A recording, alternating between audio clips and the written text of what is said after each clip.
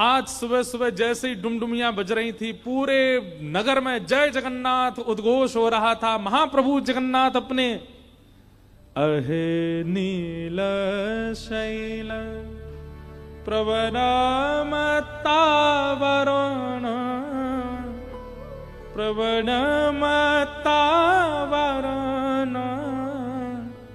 मुआरत नलिनी बनकु कर दलन आहे नील शैल।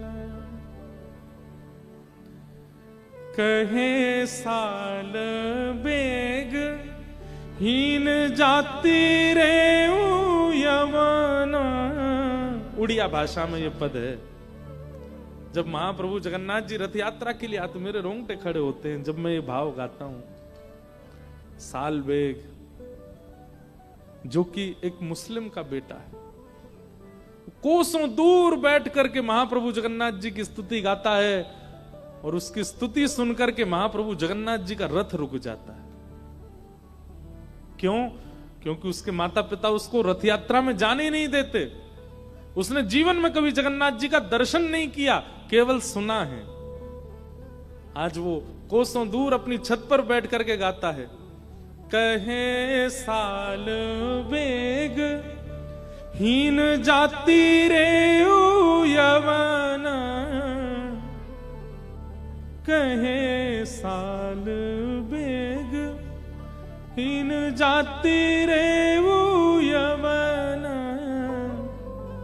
श्रीरंगा चरण तले उद्धरिल जवन अहे नील शैल।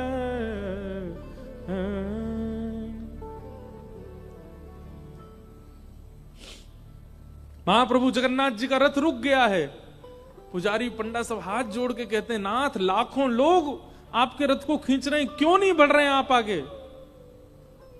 महाप्रभु तभी वहां दैतापति जो राजा होते हैं जगन्नाथपुरी के, उनको स्वप्न देते हैं कि मेरा एक भक्त मुझे पुकार रहा है, उसकी वाणी मुझको आगे बढ़ने नहीं दे रही है। जब तक वो रथ यात्रा में नहीं आएगा मेरा रथ आगे नहीं बढ़ेगा। सब कहते हैं, अरे सुभद्रा जी गुंडीचा पहुंचने वाली हैं, बलराम जी का रथ भी आधा मार्ग पार कर चुका है, नाथ आप प्रारंभ में ही अटके पड़े हो। ठाकुर जी बोले, चाहे महीना लग जाए अब रथ आगे नहीं बढ़ेगा, पहले सालवेग को बुलाओ। जब तक सालवेग नहीं आएगा मैं आगे नहीं बढ़ूंगा। राजा पूरी सेना के साथ और रत्न मंडित पालकी भिजवाता है। उनके पिता बहुत दुष्ट थे सालवेग के, उनको बंदी बना देते हैं, और एक पालकी में माता जी सालवेग की और एक पालकी में पुत्र सालवेग, दोनों को पालकी में लेकर के आते हैं। जिस रथ यात्रा में लाखों लोगों की आंखें, करोड़ों लोगों की आंखें केवल महाप्रभु जी को देखने को तरसती हैं, आज पहली बार वे सब की आंखें सालवेग को देखने को तरस रही हैं। ऐसा कौन सा भक्त है जिसके लिए ठाकुर जी ने रथ रोक दिया?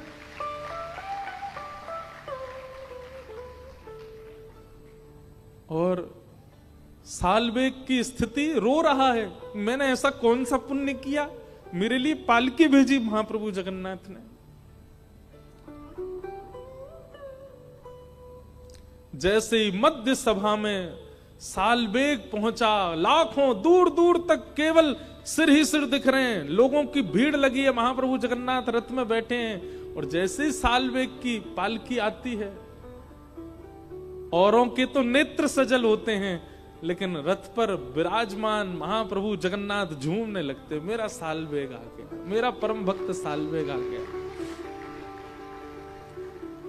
ठाकुर जी पुजारियों को कहते हैं, मुझसे सहन नहीं हो रहा है, इसको जल्दी उतार करके रथ के ऊपर चढ़ाओ और मेरे हृदय से लगा दो, मैं इसका आलिंगन करना चाहता हूं।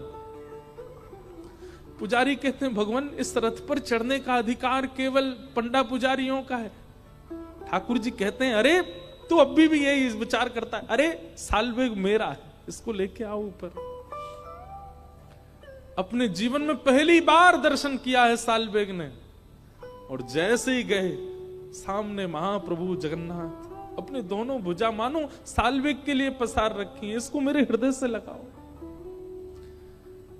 साल्वेग स्थिति, वो स्वयं ना चल पा रहा है ना हिल पा रहा है, सब उठा करके उसको चला रहे हैं, और उसकी भुजाएं खोल के महाप्रभु जगन्नाथ से मानो जैसे जबरदस्ती ठाकुर जी ही सब क्रिया साल्वेग से करा रहे हैं। और जैसे ही साल्वेग अंक में भरता है महाप्रभु जगन्नाथ को, दारू ब्रह्म जगन्नाथ जी के नेत्रों से अश्रु गिरने लगते। साल्वेग को याद आता है कि मैंने प्रणाम तो किया ही नहीं, अरे मैं कितना धूर्त, पहली बार अपने नाथ प्रियतम के सामने आया, प्रणाम नहीं किया मैंने। थोड़ा दूर हट करके जैसे ही महाप्रभु जगन्नाथ को देखते देखते प्रणाम करता है, वहीं साल्वेग अपने प्राण त्याग देता है, महाप्रभु के चरणों में त्याग देता है।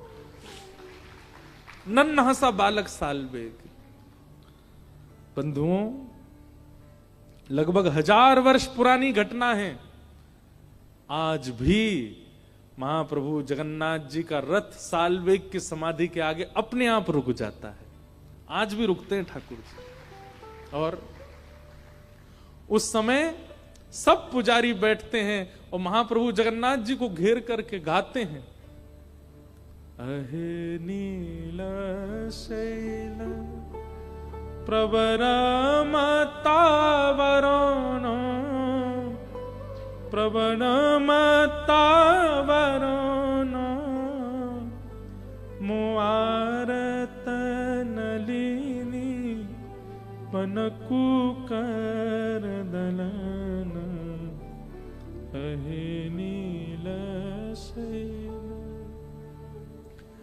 गजराज चिंता कला थाई घोर जलेन गजराज चिंता कला थाई घोर जलेन चक्र पेशी नक्र नासी उधरी लतरन अहे नील शैल।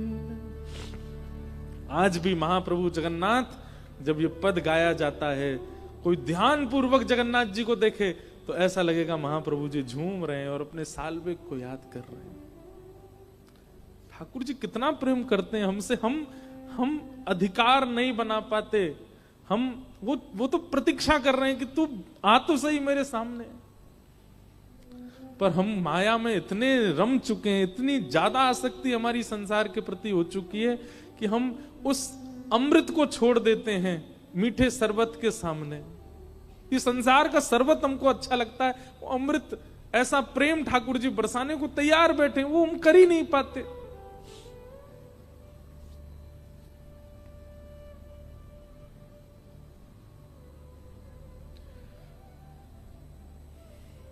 यहां महाप्रभु जगन्नाथ अपने श्री मंदिर से उछल उछल करके आते हैं नीचे, ऐसे कूद के आते हैं। क्यों? मैया से मिलने जा रहे हैं अपनी।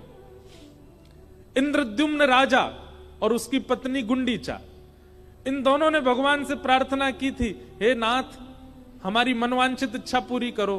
भगवान बोले अपने मन में सोच लो तुम्हें क्या चाहिए। तो इंद्रद्युम्न राजा तो मांगता है कि मुझे संतान ना हो।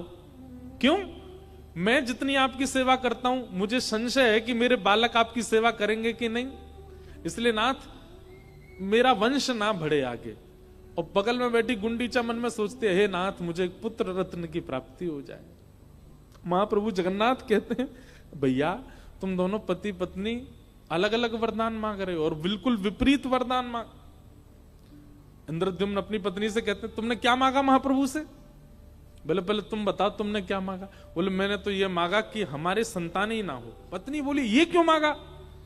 अरे हम जितनी सेवा करते हैं, हम जितना प्रेम करते हैं जगन्नाथ जी से, कहीं हमारे बालकों ने उतना प्रेम नहीं किया तो फिर हम कहीं वैकुंठ में, स्वर्ग में, नरक में कहीं भी होंगे, हमको बहुत कष्ट होगा कि देखो हमारे संतान सेवा नहीं कर रहे। वो कष्ट मुझसे सहन नहीं होगा, क्योंकि उस बालक पे मेरा नाम चढ़ेगा। इंद्रद्युम्न का नाती है, इंद्रद्युम्न का बेटा है, सेवा ही नहीं करता जगन्नाथ जी की। पत्नी बोली मैंने तो फिर ये मांगा है कि हमें पुत्र रत्न मिले। तो इंद्रद्युम्न लड़ने लगा, तुमने पुत्र क्यों मांगा ठाकुर जी से? जगन्नाथ जी बोले, तुम दोनों मत लड़ो, यहां संशय में तो मैं आ गया हूं, समाधान की इच्छा जरूरत मुझको है, तुम दोनों क्यों लड़ रहे हो? नहीं नहीं प्रभु, मेरी पत्नी नहीं चाहती पुत्र। क्यों नहीं चाहती? मैं तो चाहती हूं, इनको आप चाहे जो दो, मुझे तो पुत्र चाहिए। भगवान बोले, ये कैसे संभव होगा? पति संतान चाहता नहीं, पत्नी चाहती है, कैसे संभव होगा? ठाकुर जी फंस गए बीच में। तभी भगवान कहते हैं, अब तो एक ही उपाय है। बोले क्या? इनको पुत्र चाहिए नहीं और तुमको पुत्र चाहिए मैया, तो फिर एक काम होगा। क्या? मैं ही आपका पुत्र बन जाता हूं मैया। पूरा विश्व मुझे जगन्नाथ कहेगा, पूरा विश्व मेरे सामने दंडवत करेगा। विश्व कल्याण के लिए मैं साल भर तो यहीं मंदिर में ही रहूंगा, लेकिन अपने जन्म दिवस के 15 दिन बाद मैं रथ में बैठ करके आऊंगा मां आपके पास। पूरा विश्व मेरे चरणों में प्रणाम करेगा, पर मैं अपनी मां की गोद में खेलने जाऊंगा। और महाप्रभु जगन्नाथ अपने भैया और बहन के साथ रथ में गाजे बाजे के साथ नाचते कूदते हुए अपनी मैया से मिलने जाते हैं। ऐसा कहते हैं कि श्री मंदिर में जगन्नाथ जी का दर्शन जितना पुण्य देता है, उससे करोड़ गुना ज्यादा पुण्य श्री जगन्नाथ जी जब गुंडीचा में विराजते हैं, वहां उनका दर्शन करने का पुण्य, उसका पुण्य का एक अंश ऐसा है कि फिर दोबारा जन्म नहीं लेना पड़ता। ऐसा वो ठाकुर जी की जन्म वेदी है। महाप्रभु जगन्नाथ जी का रूप वहीं निर्मित हुआ है, गुंडीचा में। चरित्र तो बलराम दास जी का चल रहा था, पता नहीं हम कहां कहां घूम आए।